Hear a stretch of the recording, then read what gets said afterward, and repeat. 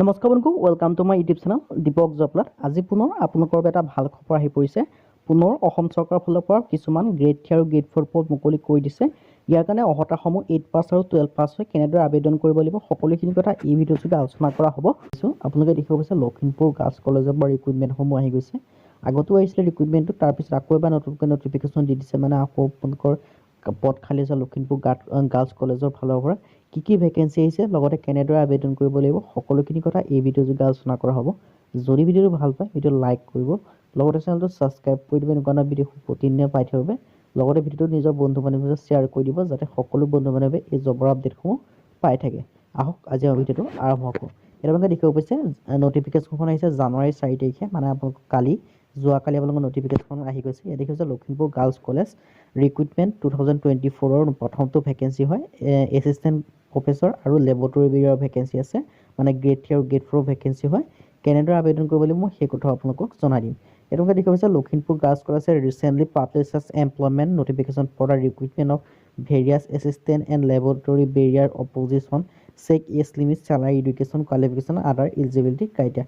আৰু আপোনালোকে দেখিব পাইছে কি হয় পোষ্ট আপডেট আহিছে 3/1/2024 আপোনালোকৰ এপ্লাই ষ্টাৰ্ট হৈছে আৰু লাষ্ট ডেট দি আছে 17/1/2024, মানে জানুৱাৰী মাহৰ 17 তাৰিখলৈকে ভেকেঞ্চিখিনিৰ কাৰণে আবেদন কৰিব, মানে মোটামুটি 20 তাৰিখমানলৈকে আপোনালোকে এই ভেকেঞ্চিখিনিৰ কাৰণে আবেদন কৰিব পাৰিব।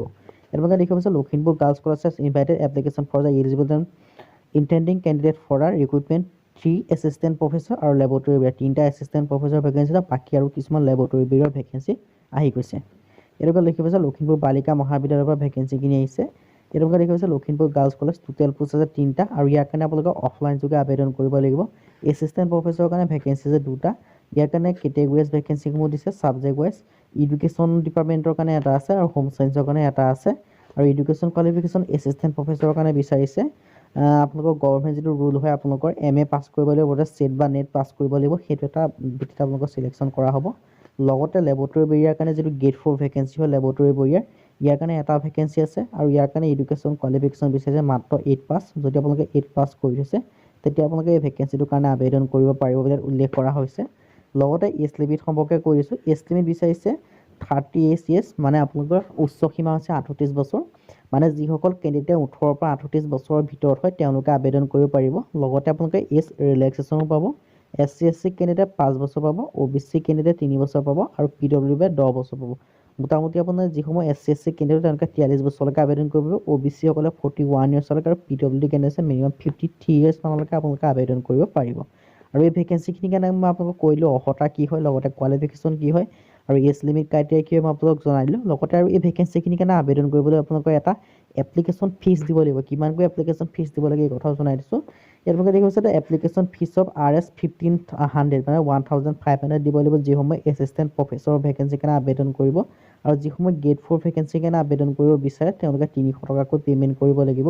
আৰু পে'মেণ্টটো আপোনালোকে ডিমাণ্ড ড্ৰাফ্ট যোগে কাটিব লাগিব। ডিমাণ্ড ড্ৰাফ্ট কাটিবলৈকে এড্ৰেছটো দি দিছে principal Lakhimpur girls college and north Lakhimpur, PA Punjab national bank, branch এইটো হয়, আৰু একাউণ্ট নম্বৰ এইটো একাউণ্ট নম্বৰত কাটিব লাগিব 300 টকা এটা। আৰু যদি আপোনালোকে গ্ৰেড 4 কাৰণে আবেদন কৰে, আৰু আপোনালোকে যদি গ্ৰেড 3 কাৰণে আবেদন কৰে তাৰ কাৰণে আপোনালোকে 1500 টকা কাটিব লাগিব ডিমাণ্ড ড্ৰাফ্ট কাটি আপোনালোকৰ যিটো ৰিচিপ্ট হয় সেই ৰিচিপ্টটো লগত ৰাখিব। ইয়াত কৈছে হাউ টু এপ্লাই। ইয়াৰ কাৰণে আবেদন কৰিবলৈ principal north Lakhimpur college, north Lakhimpur Assam, within 17 জানুৱাৰীৰ আগত আপোনালোকে পঠাব লাগিব যিটো আপোনালোকৰ যিটো আপোনালোকৰ এপ্লিকেশ্যন ফৰ্মটো আবেদন কৰিবলৈ যিটো আছাম গেজেটেড পাৰ্টমেণ্ট ফৰ্ম হয় সেই ফৰ্মটো আনি পেলাই নিজৰ বায়'ডাটাখিনি লিখিব, লগতে নিজৰ এড্ৰেছ লিখিব, লগতে এডুকেশ্যন কোৱালিফিকেশ্যন চাৰ্টিফিকেটসমূহ জেৰক্স কৰিব, জেৰক্স কৰি চেল্ফ এটেষ্ট কৰিব।